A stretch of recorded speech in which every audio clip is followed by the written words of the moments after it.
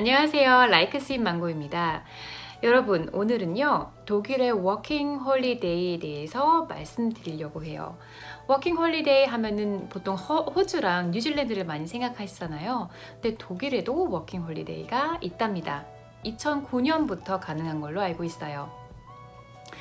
그래서 제가 일단은 워킹 홀리에 대한 자격 조건을 여기 이렇게 써 놓을게요. 우리 잠깐 훑고 가면요. 네, 일단 만 18세에서 30세까지 가능하고요. 그 다음에 자기 이름으로 된 통장 잔고에 2,000유로 이상 있어야 돼요. 그러니까 하나로 하면 막 260만 원, 70만 원 이상이면 되겠죠. 그리고 세 번째로 중요한 건 이제 4대 보험이 들어져 있어야지 이 비자를 받을 수 있답니다. 그래서 이 조건만 만족하면 상대적으로 그 비자를 받는 게 어렵지는 않아요. 그래서 독일에 오시기는 이 비자를 가지고 오시는 건 이렇게 어려운 일이 아니랍니다. 근데 제가 오늘 말씀드리고 싶은 건요, 여러분, 이런 그 비자가 있어서 독일에 오기는 쉽지만 어떤 점이 어려울 수 있을지에 대해서 제가 말씀드리려고 해요. 근데 사실 저는 제가 독일에서 워킹 홀리데이를 한 적은 없어요. 근데 저희 집에 지금 제가 이제 승무원으로 일을 하고 있잖아요. 근데 일을 할 때 도와주는 오페아 친구가 있거든요. 그래서 그 친구가 이제 한국에서 온 친구예요. 그래서 그 친구의 친구들 중에 이제 워킹 홀리데이 비자로 독일에 있는 사람들이 있어요. 그리고 제가 아는 지인 중에도 한두 명이 있거든요. 그래서 그런 사람들의 이야기를 통해서 오늘 여러분께 약간 정보를 드리려고 이렇게 비디오를 찍고 있답니다. 그러니까 여러분 워킹홀리데이에 관심 있으신 분들 제 비디오 끝까지 봐주세요. 네, 독일 워킹 홀리데이의 이제 실상을 좀 말씀드려야 될 것 같아요.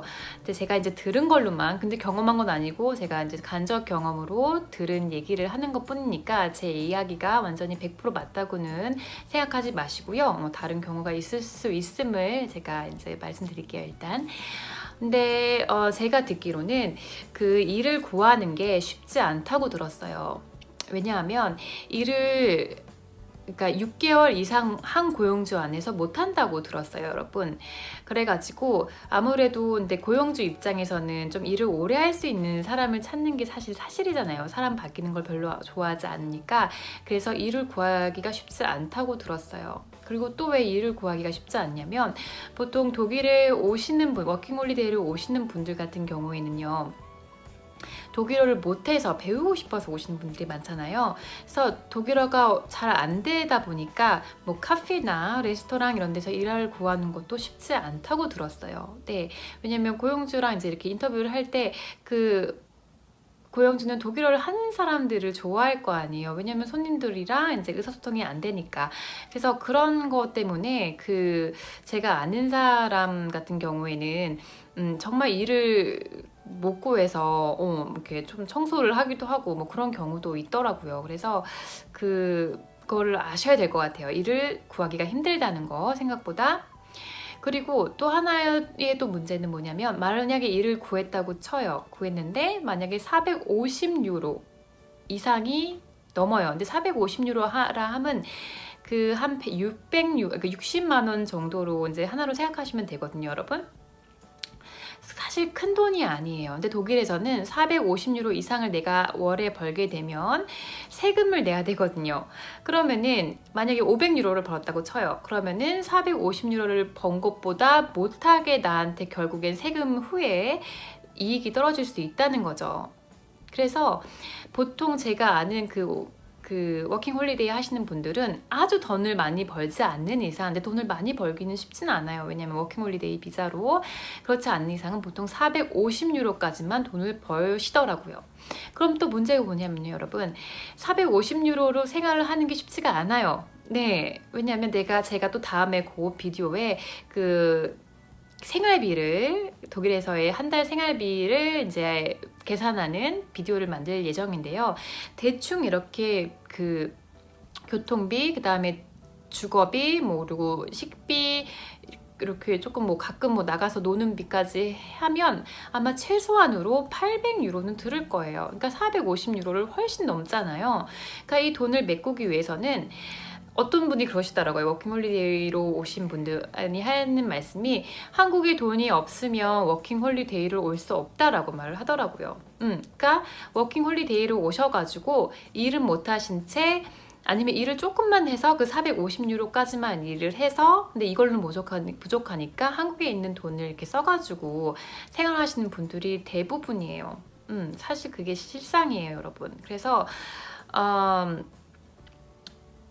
네. 그리고 또 제가 어떤 케이스를 많이 보냐면 그 워킹 홀리데이의 목적으로만 오신 분은 거의 못 뵀고요. 사실 독일에서 보통 이제 독일에서 유학 준비를 하시다가 아니면 어학 준비를 하시다가 이제 보통 근데 어학 준비나 유학 준비를 하시는 분들은 이제 여기서 학교를 가고자 하시는 분들이 많아요. 대학교나 대학원. 근데 이제 그거를 이제 원서를 넣잖아요. 근데 이번에 될 수도 있고 안 될 수도 있죠. 근데 이번에 안 됐어요. 그럼 한 해를 더 기다리셔야 되잖아요.